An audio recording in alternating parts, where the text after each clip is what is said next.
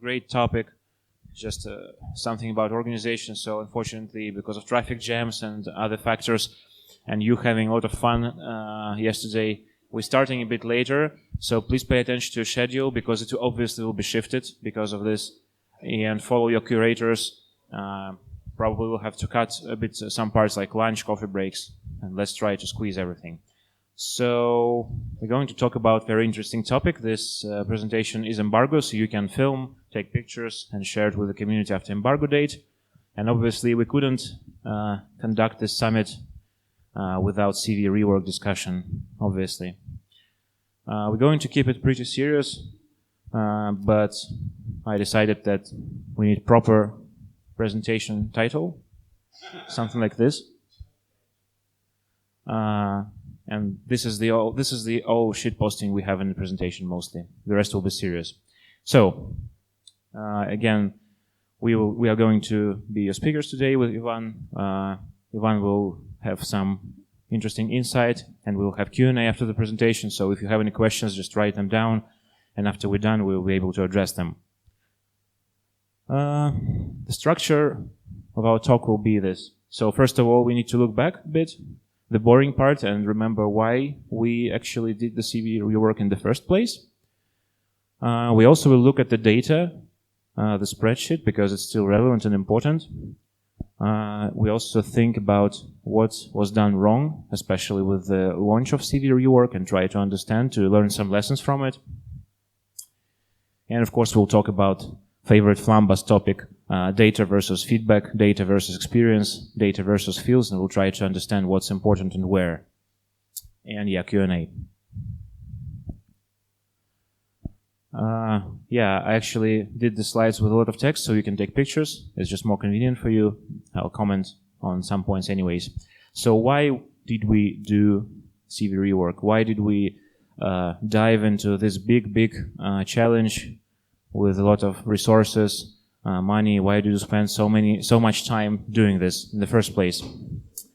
Obviously, the class had very low popularity, and it was really detached from the main game. It was completely different genre. We all know it was RTS, and the problem with the audience was that, yeah, having RTS inside action was good idea on paper, and we were like fans of this idea ourselves. But with time, we understood that basically the skills you have for other classes, they do not really work for CVs, like for the most of the audience, and the detachment is just too way big.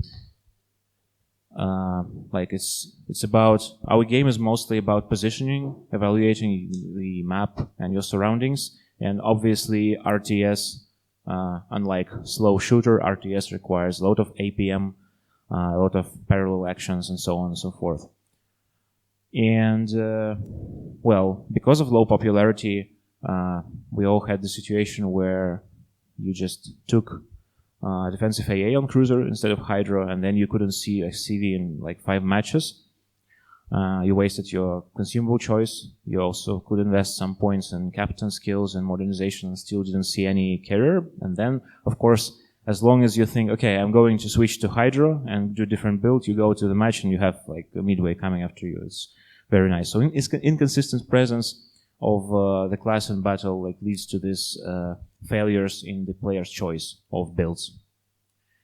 As for skill gap, like I want to be really clear here, we do not want to remove skill gap. Skill gap is important. We want good players to do good and bad players to do bad, but the question is how much difference should be and how it should influence the experience of all other players.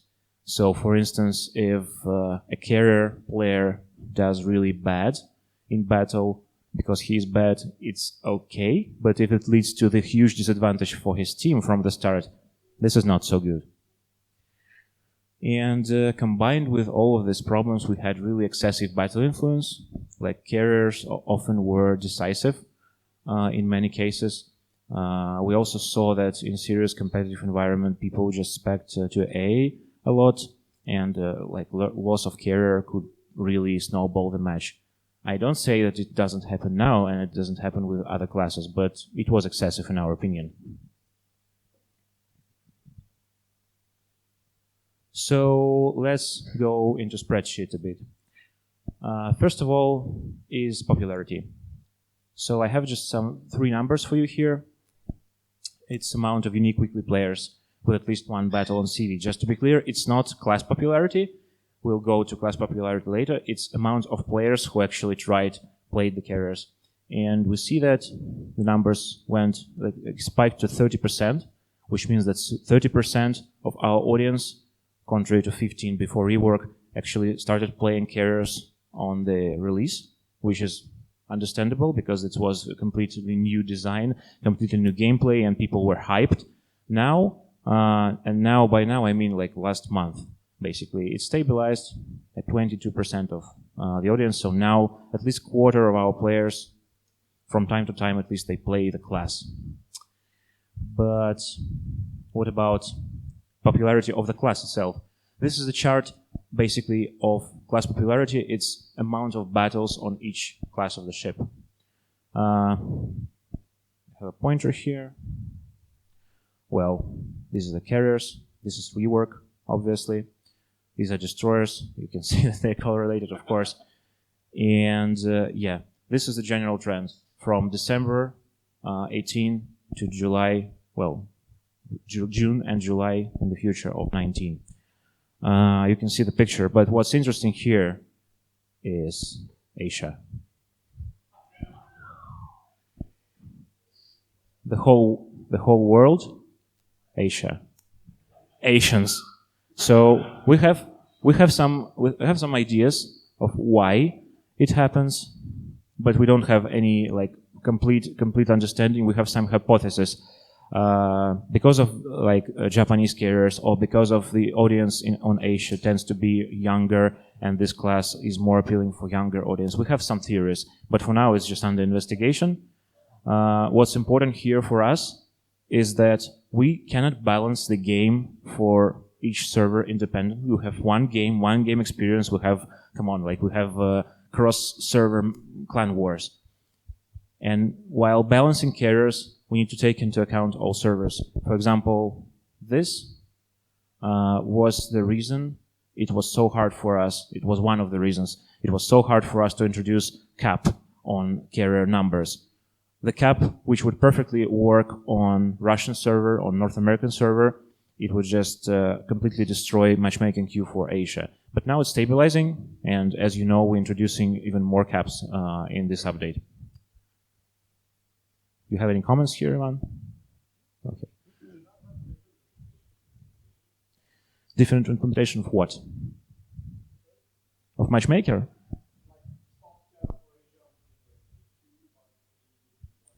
We're not fans of doing this per region because we strongly believe, we unify everything across the regions. We unified back in I think 2 years ago, we unified premium shop and discounts. We unified rank battles progression.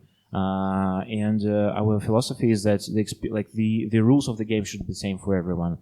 So we really don't want to pursue different matchmaking, and this is why we were waiting for this to drop.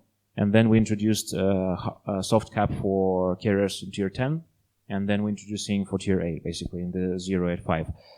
So yeah, no separate matchmaking here.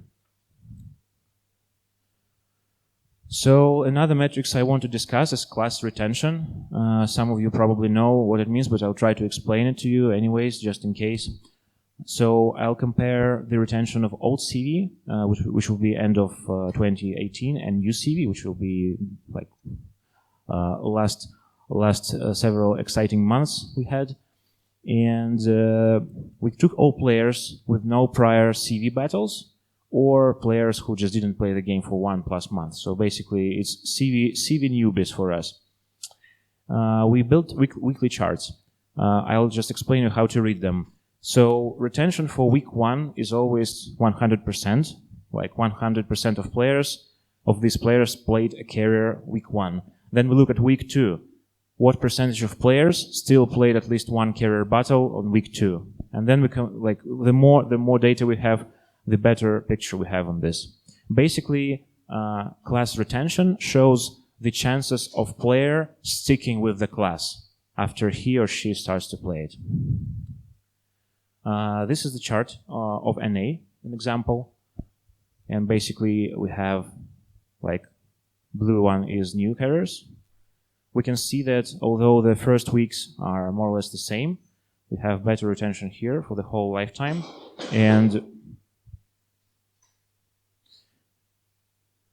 But this chart is not easy to read because, as I said, week 1 is always 100%. So it's kind of, the scale is not very convenient. So I made this table for you with difference. This is worldwide difference per week. So as we see, we have some like issues here on week 3 and 4. Generally, it's slightly worse, but the whole picture is pretty good. I also want to comment on servers again. So the best CV retention is on Asia, surprise, but the worst is on CIS. So we have some regional discrepancies here. And basically, while all servers have positive trend of players sticking with CVs, Russian server is the server where CVs are the least popular and players are least excited to play them. And of course, we need to keep on researching this. So now we have like 6-ish months after rework, right? But we should remember that we had very dramatic changes, especially during the first couple of months. So obviously we need to revisit this chart each month and check out the new data is accumulated. For example, we're nerfing, effectively we're nerfing carriers in 0.85 with DPS change, and this will affect player retention. We need to check it in 1 month, 2 months, and so on and so forth. Skill gap. So it's really a challenging thing to evaluate the skill gap, and there are probably many ways to do it, but what we tried to do is we took all the player base by percentile and tried to project several battle metrics on it. I will show you some charts here. So x-axis will be player percentile. What you need to understand here is that to the left there will be like worst players, to the right there will be the best players. And then we will look at some stats. The data we took is tier 10 ships from October, November 18 and May, June 19. And we took May, June, again, because for the first few months of CV Rework, we did a lot of dramatic changes, and this is why the statistics is very volatile. Now we have more or less stable periods, so we took it to check out. And yeah, you should pay attention to the general trend, because, for example, if we have top 10% of players, there are few of them, and their like charts will be very volatile, just because there are very, very, very little data in there. So, win rate, average win rate. New carriers, old carriers. So what's to see here? The angles. Old carriers, basically, worse players played even worse. Good players played even better. So it's like right now we have worse players having better win rate on average, and we kind of nerfed the very, very best players in terms of results. And I will show you it with comparison to other classes a bit later for more perspective. But what about absolute damage? It's just a nerf across the board. All types of players, good players, bad players, they started to deal less absolute damage on average. And frags. Death by 1,000 cuts, right? But still, old carriers, new carriers, decrease across the board. Spotting damage. Not that significant, unfortunately, yet, but still, across the board, less spotting damage. And let's check out it with comparison with other classes. Win rate, skill gap with all other classes pre-rework. What's interesting here is that, like, this is cruisers, battleships, and destroyers, win rate distribution, and it's almost, it looks like one line. They all classes are more or less in harmony here. But carriers, old carriers, as you can see, bad players just really, really did bad compared to other classes, and good players outperform. That kind of means that if you really want to bump your statistics and win rate, you should have learned to play old carriers, because being a good player, you can have better win rate on old carriers than one. It's just the best. It was the best class to pumping up your stats. But what about now? Like, we don't have a lot of, like, huge amount of battles here, so this chart is a bit like volatile, but still, as you can see, it just mostly follows all other classes here. I think it's really important. to highlight. So, we have win rate gap after rework being more or less in harmony with all other classes. Pre-rework, it was really different. Also, we can see that damage, frags, spotting damage dropped across the board for all players. And yeah, just to reiterate on this, tier 10, we measured this because tier 10 is always on top. It's the pinnacle of CV power. It's a very good benchmark. But of course, we'll be looking at other tiers and trying to balance it out for all tiers in the game. Do you have anything to add? All right. Then let's try to look at battle influence. More amazing charts here. So when we just started developing the game like 5 years ago, and then we went to alpha test, we used just average metrics mostly. We had average damage, average win rate. But of course, with the evolution of the game, with resolving different balance problems, making mistakes from time to time, we tried to have more scientific and deeper approach to this. So in last year, we created cumulative metrics, which we call battle influence. What's important to understand here that this battle influence, it takes into account relative damage, potential damage, control points, A, spotting, and relative spotting damage. The point of this metrics is to compare very different ships, because in our game the classes are very different. And for example, destroyer has a small amount of HP, battleship has huge amount of HP, and different ships have different priorities, different targets. And the point of this metrics is try to compare them all in terms of how they influence the battle outcome. And even if you, I think Ivan can tell you a bit more about methodology later if you have questions, but even if you don't agree with methodology fully, what's important to understand that this metric is applied to everyone on the same basis. And it will just look at the dynamics, please, at least. Yes, science. So, carriers, battle influence. It's what I really like to show here is dynamics. So, rework release, drop, hotfixes, a period of instability. What the hell is happening here? And then basically we didn't do really dramatic changes for this period of time until 0.84. We did some tweaks, of course, but not that dramatic. And you see that despite of not buffing carriers in any way across the board, I think we didn't do any buffs, we see that the battle influence grew. And this is a learning process of the audience. The audience basically is getting good with the carriers. And it affects, of course, you can see that destroyers are the most affected by carriers. They have almost mirror situations here. But what I want to highlight really a lot for you is engine boost nerf, 0.84. A lot of people said that it was not a nerf or it was not significant, but just see how it broke the trend. It just dropped on this level, and how destroyers started to feel better immediately. Okay, they maybe, I don't know about destroyer players, if they felt better, but destroyers as a class in the game, it's no denying that they got better.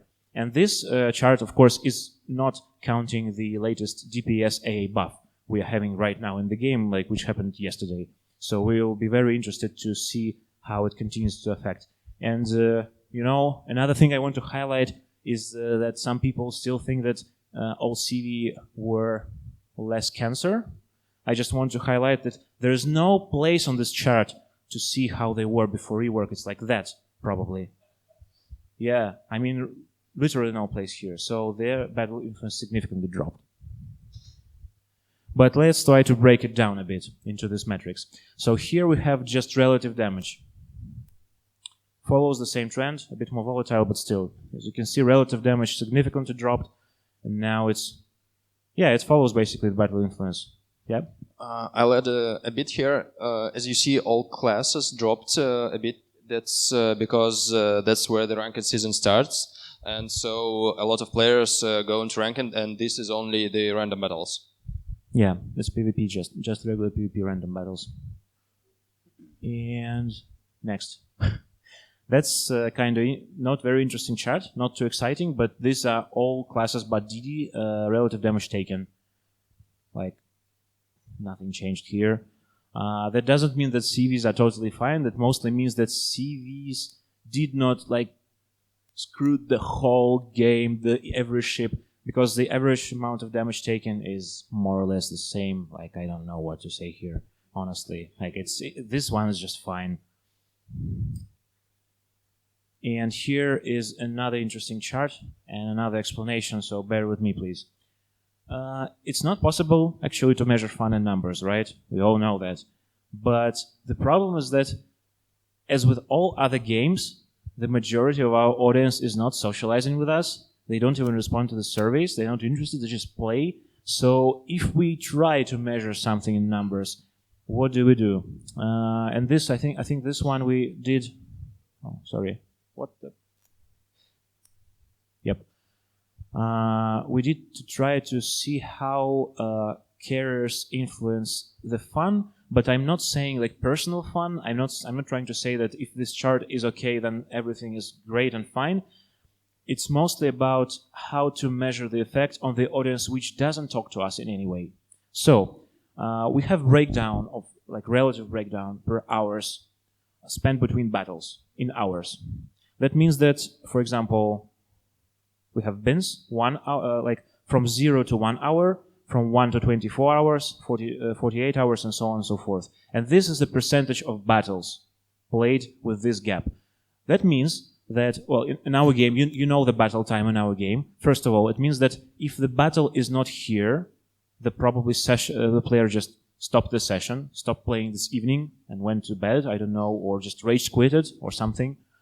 And for us, as a game who wants to be healthy and wants to bring fun to people, the more battles we have in the first bin, the better, obviously. Because the less time player spends between battles, the better. Because he plays more battles in row, he has longer sessions, and so on and so forth. So, this comparison is actually very interesting because it shows the relation between you scoring first in the team and last in the team. So it's the first place in the team for experience, and this is the last place, 12th place. You can see that here we have 66% of battles, and here 57%. This is basically the difference of how players react to scoring first and scoring the last. The difference between this is how many battles end after this, and then they have break of 24 hours, basically. No. Because unfortunately or not fortunately, not all people are like you, Flambas. But you know what? In 12 players team, somebody is going to score the last anyways. We all know that. So sorry, but it's not really relevant. But this is just to compare, because we can have this breakdown from different angle. And let's see this. This is the same type of breakdown, but now it depends not on your score, but on the amount of carriers in your battle. 0 carriers, 2 carriers, 4 carriers. Again, difference 62%, 62%, 62%, with some minor fluctuations. This is for all classes. Again, the difference here. But let's check out the destroyers. Here we have some problem. So for destroyer, there is almost no difference. It's like 65% and 64.7% between having no carriers and 2 carriers. But 4 carriers is kind of damaging the session, and probably more players quit the session after having this amount of carriers in the game. And this is actually one of the reasons we are addressing this, and we're adding soft caps to avoid the situations where you have 4 carriers per battle. But I just want you to see the difference, that still, even here, even destroyers who suffer the most, scoring the worst place brings people more probably rage and more negative emotions than having 4 carriers in the game. Or they are just masochists who just keep playing no matter what. I read a bit about the experience place. It's mostly linear. So like you see the difference between 66 and 57. It's like 10%. You can just linearly put a line, and the place in between will be something like 62%. So it doesn't matter if AFK or not. It's just a linear trend. And I think this will be one of the latest charts. Not trying to say that some posts on Reddit were irrelevant, but still a lot of people said that like I'm playing just one battle per year. I used to play like 10 battles per day because the game is not fun. It's the trend of average battle per users per week and per month for the whole year. I don't have really much comment here. I just have this Christmas tree because here's a spike, and we have this spike every year because every year we have great tradition of introducing a lot of activities on Christmas, a lot of grinding, and of course player activity goes up. Also, it kind of corresponds with weather in most of our regions because when it's summer, people prefer to have a walk more. When it's winter, they play the game more. But still, it's just stable trend and nothing really changed here. So, to finally be done with spreadsheet part, it's just some conclusions here. So we have popularity and retention got better. We have shorter skill gap, although there's still something to work on. We have dramatic drop in CV battle influence compared to other classes. We see that destroyers do have problems, of course, because they are influenced the most by carriers, and on a lot of charts we can see like mirror situation where something gets better for carriers, the same gets worse for destroyers, obviously. On the scale of the game, sorry to say that, guys, but we did not ruin it, because ruining the game means this goes down, and so on and so forth. In terms of the whole game, I'm not saying about fun and personal experience at the moment. We didn't ruin it. However, I want to talk now about what did we really do wrong, and what do we need to do now. So, first of all, let's remember some history, the mistakes of launching the CV Rework and beta test. This may not seem important for you, maybe because you don't have this perspective like of developers and you don't know what we had to work on, but this is just our experience with the Rework launch. So first of all, we launched the beta test with a lot of stability issues. It was really bad from our side, and this meant that for the first few iterations of beta test, when we already let the critical mass of people in, we had to concentrate on fixing the bugs instead of tweaking the gameplay, which is really bad because people were expecting us to tweak the gameplay from the start to try to do something on their feedback, but we had to spend several versions just by fixing the technical stuff, which was not really a wise decision. We also had heavy balance changing with very high frequency afterwards because we didn't have much time according to our plans, and we had to do many changes, and not all people had time to apprehend them and give us feedback. And one of the biggest problems, I think, was that after beta test, CV Rework was just released. If you remember, I talked about it yesterday on my NDA presentation. I cannot name, but I mentioned this, that the majority of game changed overnight for most people because most people didn't visit the beta test. They came, they see completely different experience. They see some interesting things like Hakiru scoring like 400k damage. Wow. And I still think that despite of our efforts, we didn't give enough informational support. We didn't give enough explanation on how new mechanics work. We should do better in his. Then I want to comment a bit on the factor of balancing on live. No one really likes balancing on live except us, maybe. Why? Unfortunately, we don't know the way how to recreate proper player behavior on beta test and on public test. Unfortunately, many tweaks can be done only on live just because the amount of data and behavior of players. It's relevant, it's on topic, it gives us data to make decision. And people learn really fast. For example, slingshots, don't remember them happening on beta test, honestly. Pre-drops, no, but they appeared after Rework was released, after the majority of audience started to play the CVs and explore the class. And this is what I mentioned in my Waterline video like several months ago, and it happened. And I think it's really was bad on our side that we still did not estimate properly the amount of work we had to do after the rework, because now it's 6 months past.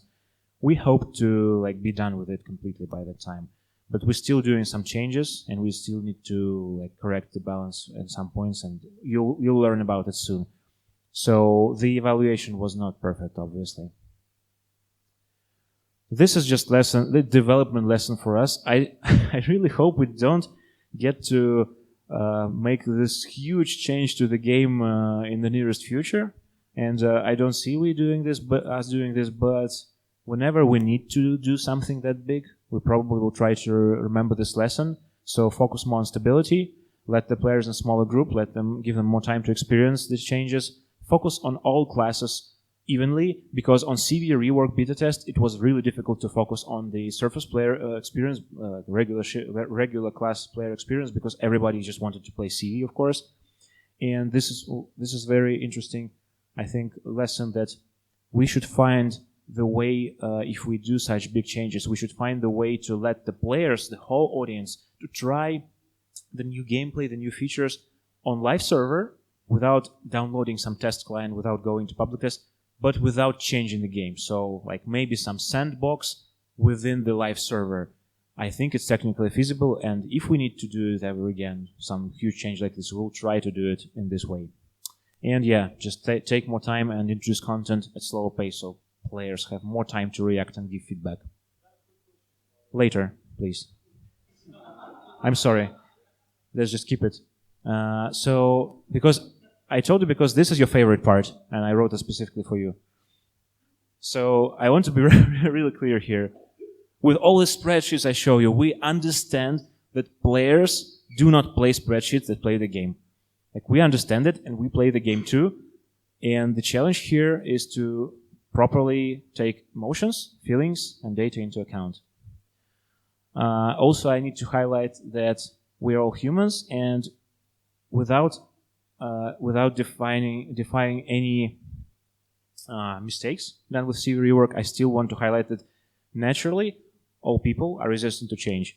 So this is the challenge. When you have the big change, you need to define, did you do right? What did you do wrong? What's the real feedback? What's emotions? Maybe it's more relevant, maybe it's less relevant. It was a big challenge, and it will be a big challenge for us, because people tend to overreact on the one hand. On the other hand, like, if a lot of people overreact, then something happens, and we need to look into this and evaluate what's wrong. So, what's next? What do we do now? In this update released like yesterday, as you know, probably we changed AA DPS, and yeah, the whole point right now that we were concentrated a lot on balancing, and this is more about feeling. What do we want to work on during the next updates? What's the biggest complaint? The feeling of counterplay, lack of counterplay. So we're designing several changes which should heavily contribute to this feeling. And the first change is already live. It's AA DPS change. Like, I read Reddit. Reddit told me that planes die faster now and more consistently. That's a good thing. Also, work in progress, but hopefully next update will introduce one more DPS change to make DPS damage be applied more quicker, more frequently, which will, on the one hand, unfortunately, remove the difference, the conceptual difference between large caliber AA guns, which apply damage once per 4-5 seconds maybe, and machine guns, which is kind of a bit not too historical, but okay, we can live without it. The best thing here is that even if the plane will just dip into your long-range AA, it will start taking damage immediately. So there will be it will be less inconsistency in AA. But what's the most important, I think, about counterplay is priority sector rework. We are redesigning the priority sector mechanic basically almost from the scratch. We want to empower player with better AA, and hopefully you will be able to try this new mechanic today on the playtest. And the whole presentation and the playtest of priority sector is embargo, so you can record and share it after embargo date. Few days.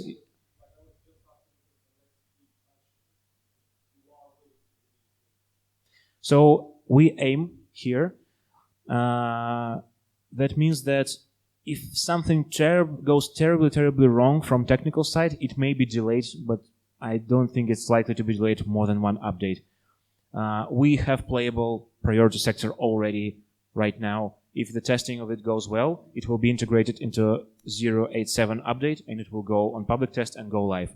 If something happens, some critical bugs we don't have time to resolve, we take our time, resolve it, and it will go one update later. It's just like with every other feature. But this is not design. This is not like just ideas floating around. This is what we already doing, working on, and you'll be able to experience hands-on. So I am really tired of talking, so I want Ivan to tell you about the mechanics a bit, if you don't mind, Ivan. And I'll switch the slide for you. What is the new AA sector? So, first of all, the new priority sector will not be hidden under tilde. You will be able to just, if I remember correctly, just click on the side of the ship, and then the priority sector goes up on that side. Back to mechanic. It rewards you with the instant damage to the planes, which is not in any way dependent on the AA value. It will only depend on the current HP of the squadron itself. So it will just chunk some HP percent, like say 5% from the squadron, and most likely it will kill 1 or 2 planes from the full squadron. After that, it gradually boosts the EA to some maximum level, say like 150%, and it stays at this level for some time, like say 5-10 seconds. After that, it just goes down to 100%, and then you can't, for some time, there's a sector cooldown where you can't switch the sector again. Cooldown, all of this is class dependent, and like cooldown, say like 5 to 10 seconds. The whole cycle is 20 seconds for now. And typically destroyers get to switch it faster, of course. We'll a bit let Ivan finish and we'll comment on this. Yeah. Also, we wanted to rework the manual AA skill a bit, so that it will just increase this initial damage quite significantly, but at the cost of the DPS bonus. So basically, your mechanic will work just this. You click the sector, it deals some damage based on the squadron health, and then there's a cooldown, like say 20 seconds or something like that. Can I comment? Yeah, of course. I'm couch game designer. Wanna be Ivan, but I never can do it. Anyways, I want to highlight several things. So it's percentage of current squadron HP, which means if you click priority sector on full squadron, it can probably shoot down 1-2 planes. If it's just one attack wing or for 3 planes, for example, 3 planes with 1000 HP each, it's 3000 HP. It won't be as painful. But from the full squadron, from 9 planes, it will be 9000 HP. The amount of HP is more considerable. It doesn't depend on your AA stats at all. And probably it will be tuned per class. And also important thing about percentage is that it's kind of irrelevant in terms of up tiering, down tiering, because it's just percentage. It's honest interaction in percentiles. Yes?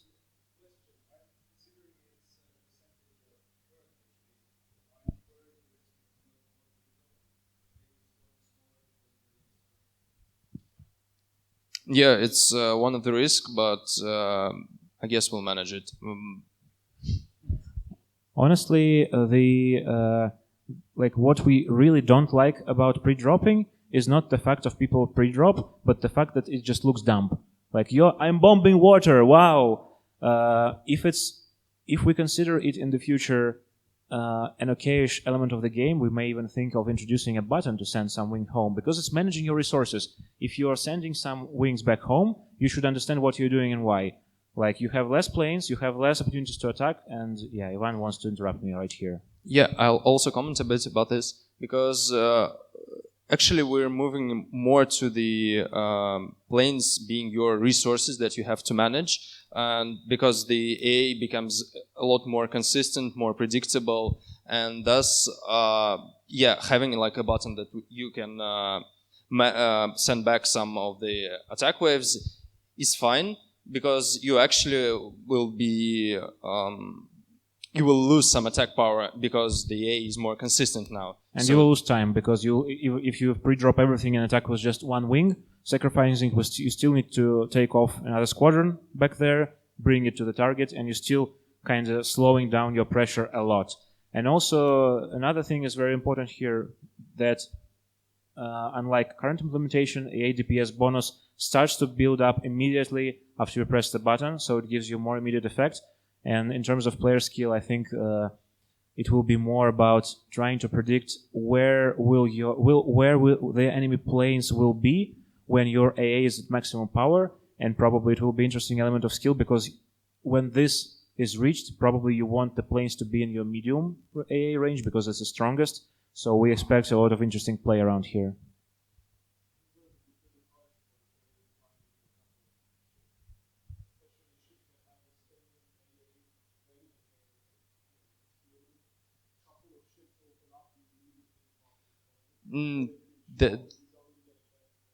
That is also true, but that's why the current HP squadron. So this immediate damage is like reduced each time you do it. And also, I mean, playing against division of 3 Musashis on the cruiser is not too... Like, it requires coordination anyways. And of course, these values we showed you is work in progress. And they will be balanced according to the test. But this is the biggest change coming to carrier gameplay in the nearest future. But we also have another topic about spotting, because we didn't address it. So I want you to understand really clearly, if you remember this battle efficiency chart, where our insignificant change to engine boost dropped the battle efficiency, battle influence so much. We don't want to nerf spotting right now, because we have AA DPS improvement, next update AA DPS improvement, next update priority sector, and every change makes A stronger and more consistent. So if we nerf spotting right now in any way, by mechanics or by settings, we can just drop the carriers below everything else, which is not desirable. But still thinking for several updates ahead, we're conducting several design tests. I'm not sure, maybe we even shared some of it in DevBlog lately, but anyways, we're conducting several design tests with tweaked mechanics of spotting to see how it works, and maybe it will be needed in a few updates. We also are absolutely okay with addressing the spotting by tweaking it or by changing how it works, using some community ideas or coming up with some new ideas, but not now. We need to get through this first and to actually see how it works, because it will have cumulative effects, and we'll see what amount of changes are needed. So, conclusions. We think you may agree or disagree, but this is our logic. So CV Rework was needed because part of the game didn't properly work at all. It was a huge challenge, like remaking a huge part of the game after 4 years of release and designing it from scratch. We did have really bumpy start. We did some organizational mistakes, and we had a well-deserved criticism from players. But still, looking at audience, looking at the amount of battles, looking at these metrics, like we are fine like yellow dog in the burning room, but we are fine. Right now we need to concentrate on the biggest issue from the community, which is counterplay and the feeling of counterplay, and this stuff will help a lot, I think. We'll see what to do what needs to be done then. With spotting, we're kind of on the fence right now. We will wait a bit to see how AA changes affect this. And finally, and again, for Flambus, spreadsheets are important, but they are not more important than player perception and feedback. We understand that, and we will keep listening to you guys to make the game better. Thank you. Let's have Q&A, but just let's keep it organized because we're recording this, so we can share it with you after summit, so you have some footage. And each question should be in microphone because we record the sound from microphones. So please raise your hand, and we'll give you the opportunity to ask. Right. The spreadsheets did show that the CV average damage is still the highest across the board, and the influence on the battle was apparently still the highest. I have to ask, is this what you're intending? Is this your goal, to have this class that already has such safety and utility to also be the highest damage dealer across the board? The spreadsheet, it does say that, but what it doesn't say is it is based on what happened at the end of the battle. So like what happened in the full battle, but it doesn't capture really what happens inside the battle based on like timestamps, because there obviously is some point in the battle where it is decided, and like say we think that there might be at least some amount of damage from CV being in this not relevant area, like say when there are a couple ships left and the carrier is more like powerful against single targets, and so it can in the late game where it is mostly decided but still not ended, it can wrap up some more damage, which will be seen in this battle influence graphics. And we're actively trying to get our hands on this data because this data, like, there's huge amounts of it, and there's just like some technical problems with storing it and capturing it. But we really hope to get to the point where we really understand why we have the battle influence clearly bigger than the other classes, but the win rate distribution stays like mostly the same, because like the win rate, the battle influence, this much of a battle influence would naturally correspond to a more skill difference, but we don't really see that, and that's why we're trying to investigate it. Up to some point. But isn't a lot of the damage also incredibly powerful damage? Like, doesn't the carrier have the highest cap reset rate of all classes as well? Yeah, and it is captured in the battle influence metrics. Yeah, and DD damage, it's the only class that can do it consistently. I mean, I don't think you can just neglect the damage as unimportant because it can strike anything. I don't neglect it. I just like state what our current view of this is. As you see, we dropped the battle influence already, and I'm sure it will drop more with the DPS change in 8.5. So we're working on it. My question was: is your goal to drop it to the level of the other classes?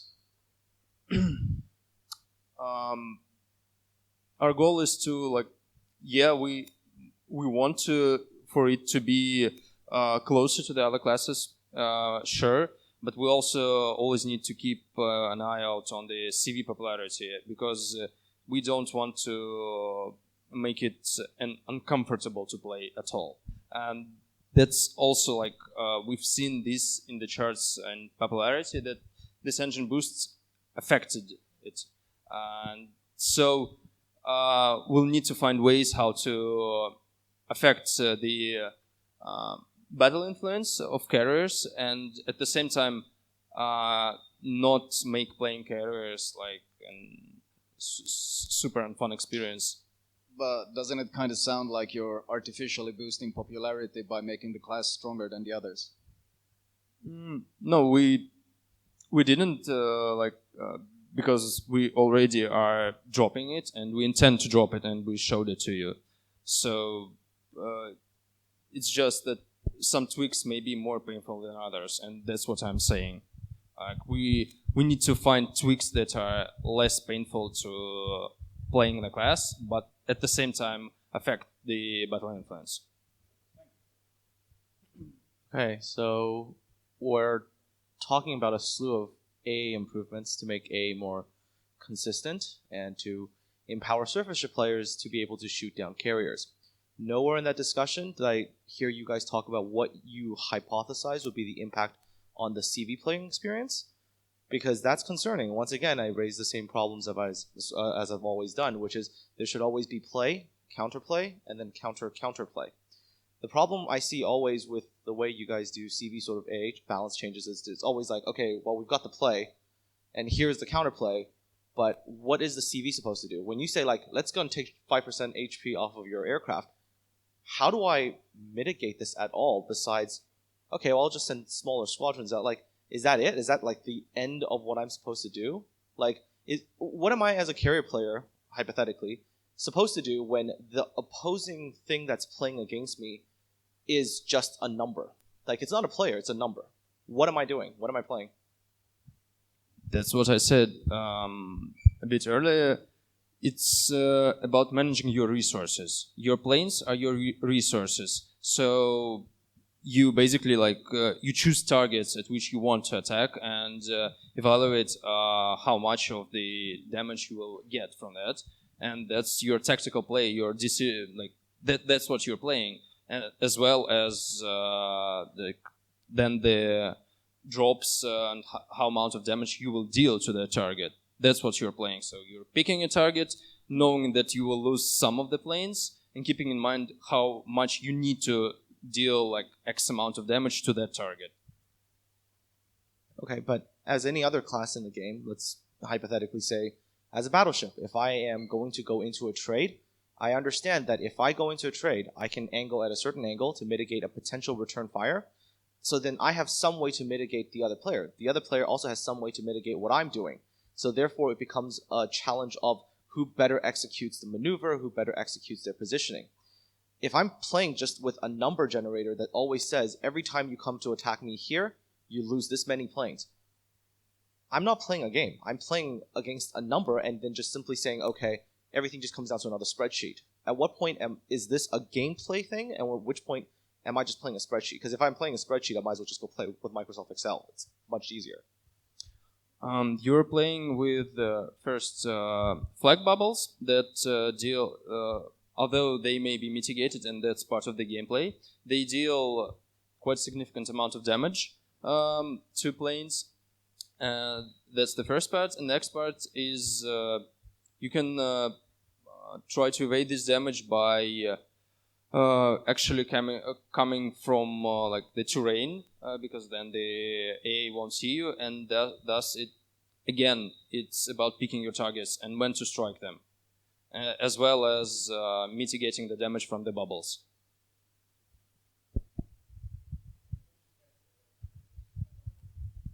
Hello? Yeah. Okay, so the first question is like, you said your goal is to increase the civil population. And I mean, is that goal achieved? Your goal is to increase the civil population. Is that, I mean, do you have a standard of which kind of civil population you want to achieve? One of the goals was to increase the population, like we are okay at the numbers we end up with right now. Okay. But the point is that while keeping all this balance in mind, fun in mind, class interaction in mind, if it drops to this level, from product point of view, it will be just waste of a lot of resources. Like, okay. if the same amount of people play carriers, but we reworked everything, what's the point? So we don't want to drop it really lower, but at this level, like this latest trend, is okay for us. We don't want it to skyrocket as well, of course. Okay. That's fine. Like, and as I said, the fact that right now almost quarter of the audience plays, as you see, the popularity of carriers is not like quarter of the popularity, no. But quarter of players on regular basis, they included the carriers in their roster, so it's more diversity for each player, it's okay. Okay. So the following question is like, actually we are seeing like very similar things happen for like pre-rework. So you are buffing AA so much, like each version, and so are you like? I think we are expecting that the CV population is dropping. Yes, it's a risk. We evaluated the AA change on 0.85 PTS as we could, but as I mentioned before in the presentation, with this limited test environment, it's not so easy to evaluate everything. So if by any chance on some tiers or on some specific carriers this 0.85 change will have excessive effect, we will be ready to dispatch some hotfixes in the middle of the update. So we will be watching, Ivan will be watching the stats very, very closely. And if any problems pop up with this change, we will compensate somehow. So we need to keep it balanced. We don't want to hammer CVs into the ground. We want to hammer them to the acceptable levels, which everybody can be more or less happy with. So then the following question after the following question, like you are buffing AA, but you are not giving anything to CV like preparation time buff, no thing. But the plan here, it's obviously will be more, right? You will lose more plans, but you don't give CV more plans. That's what we can tweak. That's the first thing. And then second thing, with the 8.5, we also kind of buffed the CV speed when they're trying to reduce the speed on force edge. That means that the planes will have, it will be easier for a plane to move its prediction and maneuver more with the force edge. So that's the aspect that we're buffing. It may not seem as a big one, but we already saw that the engine boost nerve, while it wasn't seen as a huge one, it actually affected a bit. So, and in 8.5, we're trying to kind of revert some of this and to make playing the carriers more comfortable. Okay. Next one.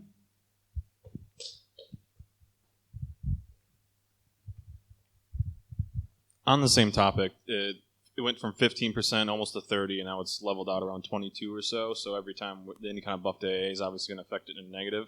Do you guys have a critical mass percentage that you want to keep it at or above?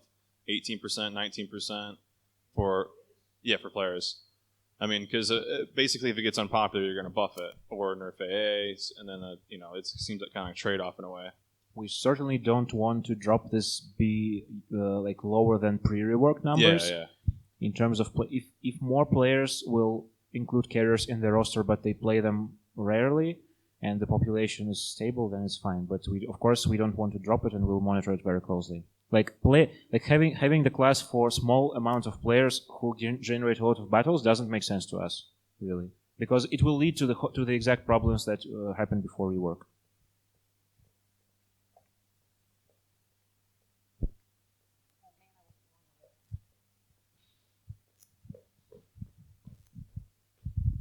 Thank you. Okay, so all these changes that are coming to the AA, I mean, they seem really strong. I don't have like anything to say, oh my God. It's quite the contrary. I think it's going to be very, very ruthless for the CVs. I mean, we've kind of been all oppressed for so long that I'm definitely going to enjoy a couple of patches of this, just murdering planes. But the difference, basically the same topic, is it's about 7% more popular now than pre-rework. Only you know how much you invested, the time and effort and all of this, and with the next couple of patches it will probably drop even more.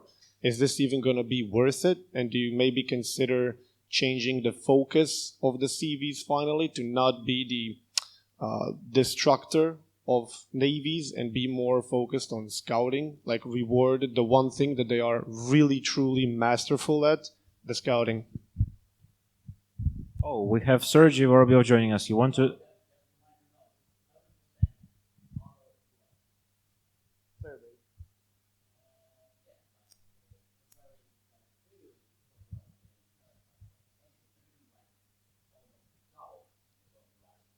Sorry, but you need to speak into mic because we're recording from the mics. So repeat once again, please. So I just don't like when people are playing with numbers. 7%, not out of 100%, but it was like, give me the graph.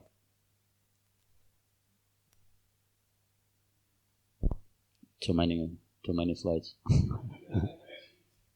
Yeah. So it was 15. Now it's 22. So it's literally 50% comparing to what we had before, and that's kind of noticeable. It's not 7% out of player base. It doubled in the beginning, and now it's 1.5 comparing to what we had before. Just to be on the same page with numbers. It is considerable, but this will plummet even further. With the upcoming changes, I'm not sure. I can't, say for sure like how ruthless it's going to be, but I think it's going to be pretty ruthless for all the CV players. I've been playing carriers since forever as a hobby inside of a hobby, if you want to put it. And I do occasionally enjoy to do exactly what you did here, like make people play it at least a couple of games. But I'm not really sure it's going to be enjoyable. I think that's a valid concern. I think we already answered it honestly by saying that we will keep looking for any fluctuations, and we'll be ready to apply. First of all, these numbers are work in progress about the severity of the changes. Second is we'll be keeping eye on the things, and third is I just want to highlight. Oh my God, I need to make index next time. So I want to highlight that. Basically, this change is important. This change is very important. This, honestly, I wrote here, it's myth mostly because this AA damage application rate is mostly about the perception on first fire contact when the plane dips into a long game. It's not I don't believe that this will drop carriers consistently. We'll have one update to observe things and apply some changes. This is mostly just about feels. I don't think it will affect the efficiency a lot, this one change. This is important, and this is as well, but this is mostly about... I was just mentioning about the whole three things to come. Like, when you're done with this... Yes. This is why it's written here that we will be waiting with spotting for now, and we'll be very careful. But thank you for your concern. We will try not to nerf carriers into the ground, and thank you. We have time for one more question, guys. And sorry for hurrying. We will be able to talk. We have dinner. Ivan will join us. If you don't have a question answered, we'll be able to talk more today. So don't worry about it. First of all, big thanks for taking us through all the data and everything. That was really great to see. More to the point, the question that I have is kind of twofoldish. One, will you then, after this, start looking at Tier 6 and Tier 8 balance? And tweak that. Where are you guys at with that kind of balance in your mind? And then when we first started the rework, there was talk about reintroducing other aircraft carriers at either an odd tier or a second line, so to speak. Is there any progress on that? On the second line, currently we're working on some prototypes. For now, that's as much as we can say right now.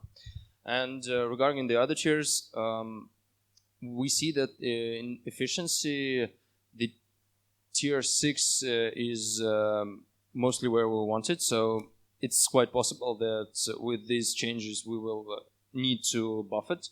And same goes for tier 4. But the tier 8 right now is kind of a problem.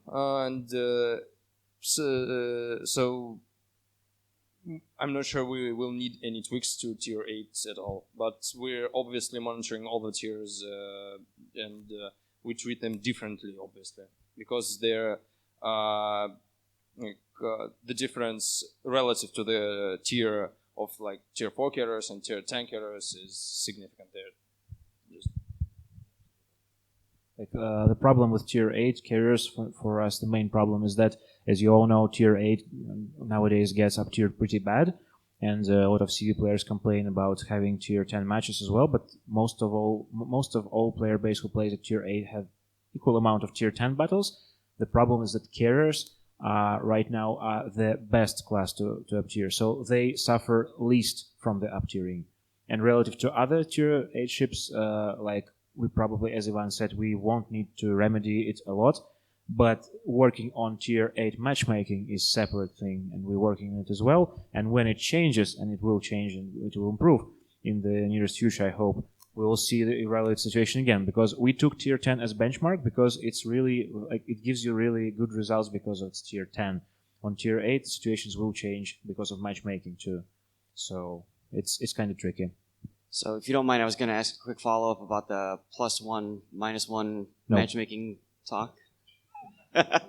But your description there about CVs having the most impact, is that part of the reason why you're not... So for matchmaking, we do have some information, but it will be NDA. We'll talk about it later. But long story short, we appreciate the problem. We've been working on improving the matchmaking, especially for tier 8s. But it's not about having +-1. It's about distribution across battle tiers. And it is also about having the amount of tier 8 ships in tier 10 battles being the lonely tier 8 with all tier 10s addressing all these problems. But none of these solutions for now includes +1. It's about matchmaking algorithms and making player comfortable conditions in terms of amount of tier 10s he sees. So it's slightly different, but no +1 yet. Sorry. All right. Thank you very much. Thank you, guys. Let's go. Well, you're not going anywhere. You can have some coffee, and the next presentation will be shortly. Thank you very much.